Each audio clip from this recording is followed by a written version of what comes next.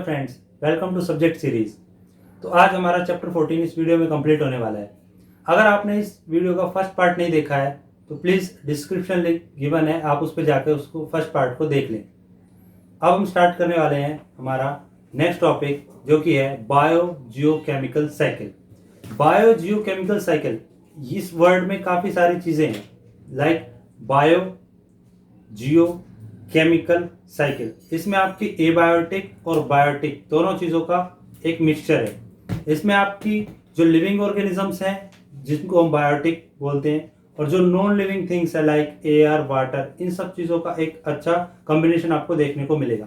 Cycle you better know, cycle एक कोई भी ऐसी सिचुएशन होती है जिसमें आप जहाँ से स्टार्ट करते हैं वापस वहीं पे आ जाते हैं। तो हम यहाँ पे 4 साइकिल डिस्कस करेंगे। उन 4 साइकिल के नाम मैं आपको बता देता हूँ। पहले हम इसमें डिस्कस करेंगे वाटर साइकिल, उसके बाद हम इसमें डिस्कस करेंगे नाइट्रोजन साइकिल, फिर हम इसमें डिस्कस करने वाले हैं आपकी ऑक्सीजन साइकिल, उसके बाद हम डिस्कस करेंगे कार्बन साइकिल। तो ये 4 साइकिल्स इसमें हम डिस्कस करेंगे। So let's start with the very first, that is your water cycle. Water cycle जैसे कि आप सबको पता ही है, वाटर साइकिल की बात किए तो हम इसमें वाटर का फ्रॉम स्टार्टिंग टू एंडिंग, हम एंडिंग नहीं कह सकते, हम कह सकते हैं वाटर की साइकिल को ही डिस्कस करेंगे। तो let's start from the very basic term known as evaporation. हम इससे पहले भी इस टर्म को कर चुके हैं, लेकिन अब हम दूसरे कॉन्ट्रास्ट में इसको करेंगे। We will talk about large water bodies like sea, ocean etcetera. वहां पे जब इवेपोरेशन होता है तो लार्ज स्केल पे होता है, और जब वहां पे इवेपोरेशन होता है तो वाटर वेपर्स बनते हैं। वाटर वेपर्स ऊपर जाते हैं, कंडेंस्ड होते हैं, क्लाउड्स बनते हैं।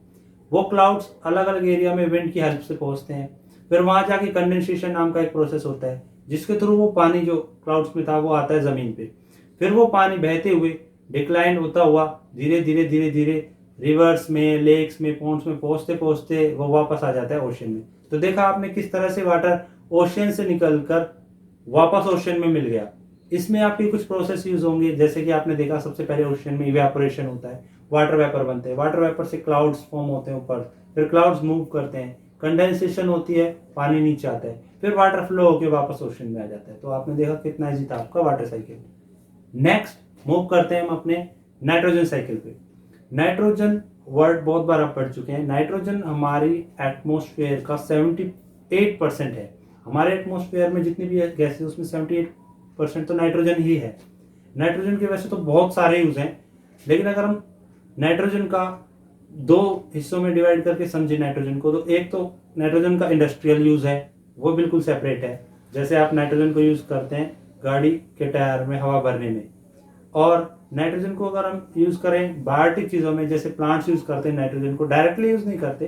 प्लांट्स नाइट्रोजन को पहले नाइट्रेट्स या नाइट्राइट्स की फॉर्म में यूज करते हैं, जिसमें उनकी मदद करता है राइजोबियम नाम का बैक्टीरिया। तो राइजोबियम क्या करता है, आपका नाइट्रोजन को नाइट्रेट्स में कन्वर्ट करके प्लांट्स की रूट्स को प्रोवाइड कर देता है।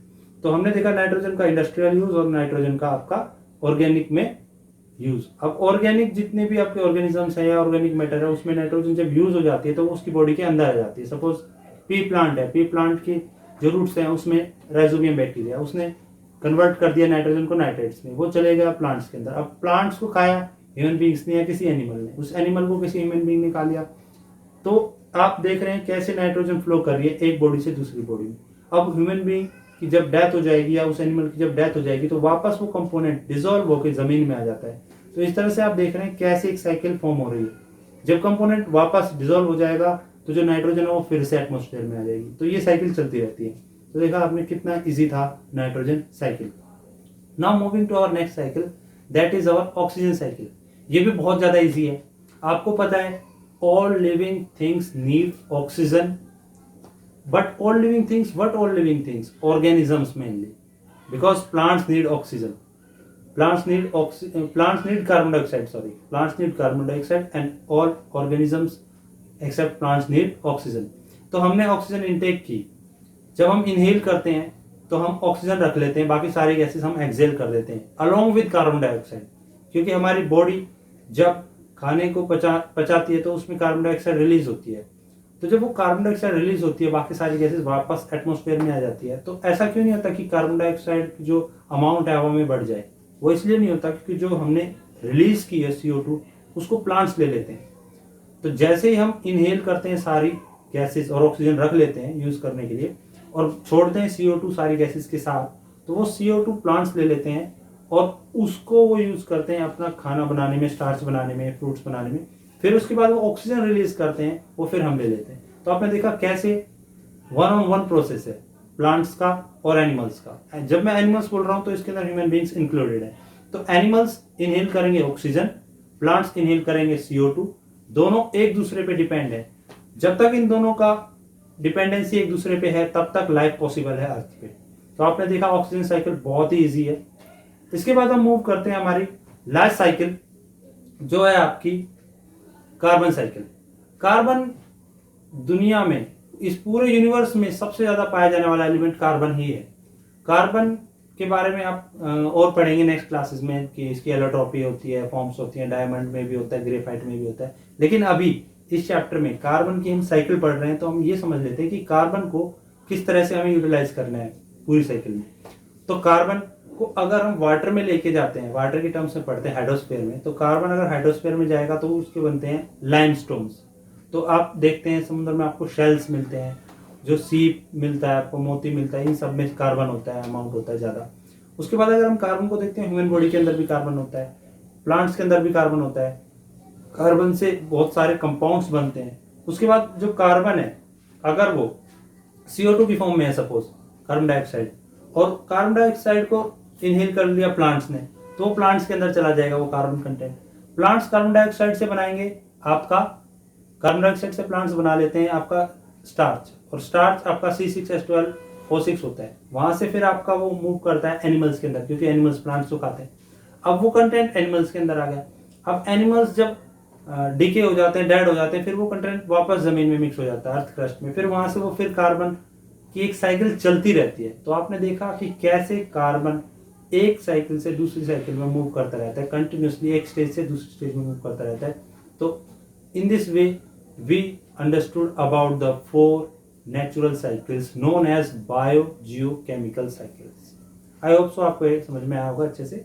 Now moving to our last topic of this chapter, and that is your ozone. Ozone is O3, formula होगा O3। ओजोन की लेयर होती है अर्थ पे। अब ओजोन की लेयर क्या करती है? वैसे तो आपने बहुत सारी लेयर्स पढ़ी होंगी, स्ट्रेटोस्फेयर, थर्मोस्फेयर, ट्रोपोस्फेयर, आयनोस्फेयर, बहुत सारी, एक्सोस्फेयर भी होती है। लेकिन जो ओजोन की जो लेयर है ये क्या काम करती है और ये कहाँ प्रेजेंट होती है? तो ओजोन लेयर जो है ये बनी होती है ओजोन के मॉलिक्यूल्स से। अब ओजोन यानी O3, O2 तो आप सभी समझते हैं, O2 मतलब ऑक्सीजन, जो कि हमारे लिए बहुत ही बेनिफिशियल है। लेकिन जब ये O3 बन जाता है, यानी 3 एटम ऑक्सीजन के ऐड हो जाते हैं, तो ये बन जाता है ओजोन। ओजोन का मॉलिक्यूल जो O3 बन जाता है, ये एक पॉइजनस गैस है। अगर आप एक बोतल में इसको कलेक्ट करते हैं तो इसका कलर आप देखेंगे पर्पल से लेकर वॉयलेट तक हो जाएगा। ये एक पॉइजनस गैस होती है। अगर आप बहुत टाइम तक इसके संपर्क में रहते हैं तो इससे डेथ भी हो सकती है, ये इतनी पॉइजनस होती है। बट ये हमारे में और ओजोन लेयर में काफ़ी डिफरेंस होता है, बहुत ज़्यादा ऊंचाई पर होती है, जिसकी वजह से हमें नुकसान नहीं पहुंचाती। इनफैक्ट ये हमारे लिए बहुत ही ज़्यादा बेनिफिशियल है। अब आप कहेंगे कैसे?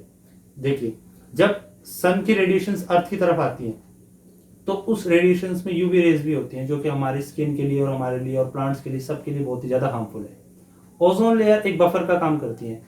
जैसे ही सनलाइट अर्थ में एंटर करती है तो ओजोन लेयर उस हार्मफुल यूवी रेडिएशंस को, जिनको हम अल्ट्रा वायलेट रेज बोलते हैं, उनको एब्जॉर्ब कर लेती है और उसमें से सिर्फ सनलाइट अर्थ तक पहुंच पाती है और हार्मफुल जो इफेक्ट है वो ऊपर ही रुक जाता है। इससे होता क्या है, सारे ऑर्गेनिजम्स, सारे प्लांट्स बच जाते हैं। अब जो यूवी रेज हैं अगर वो वहां पे ना हो तो उससे क्या होगा? अगर यूवी रेज अपनी जगह ना हो, अगर ओजोन लेयर अपनी जगह ना हो तो यूवी रेज अर्थ पर आएगी।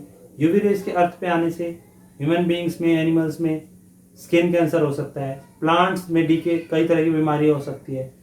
तो हम इस तरह से समझ सकते हैं कि ओजोन हमारे लिए कितनी ज़्यादा बेनिफिशियल है।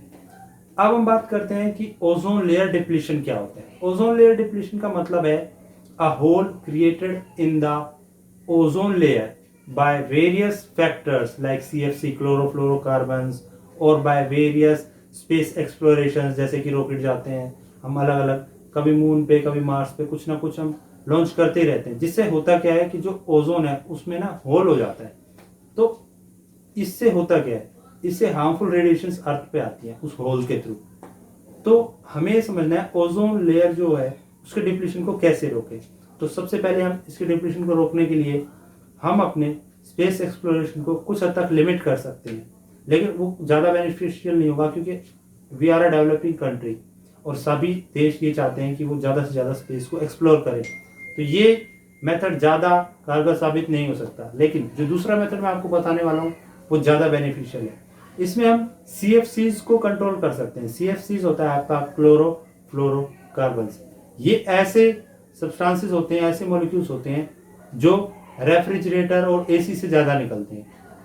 ये करते क्या है, ये एटमॉस्फेयर में जाके ओजोन के साथ टच में आके ओजोन की लेयर की जो मोटाई है उसको कम कर देते हैं, क्योंकि डिसॉल्व कर देते हैं उसको। इससे क्या होता है कि जब एक बार ओजोन लेयर की मोटाई कम हो जाती है तो उसमें डिप्लीशन होना ईजी हो जाता है। तो हमें चाहिए हम कम से कम इनका यूज करें, ताकि कम से कम अगर हम इन अप्लायंसेस का यूज करेंगे लाइक AC एंड रेफ्रिजरेटर, तो कम से कम अमाउंट में CFC बनेंगे, जिससे हमारी ओजोन लेयर सेफ रहेगी। तो इसी के साथ चैप्टर 14 होता है complete. If you found this video helpful then please do subscribe and thanks for watching.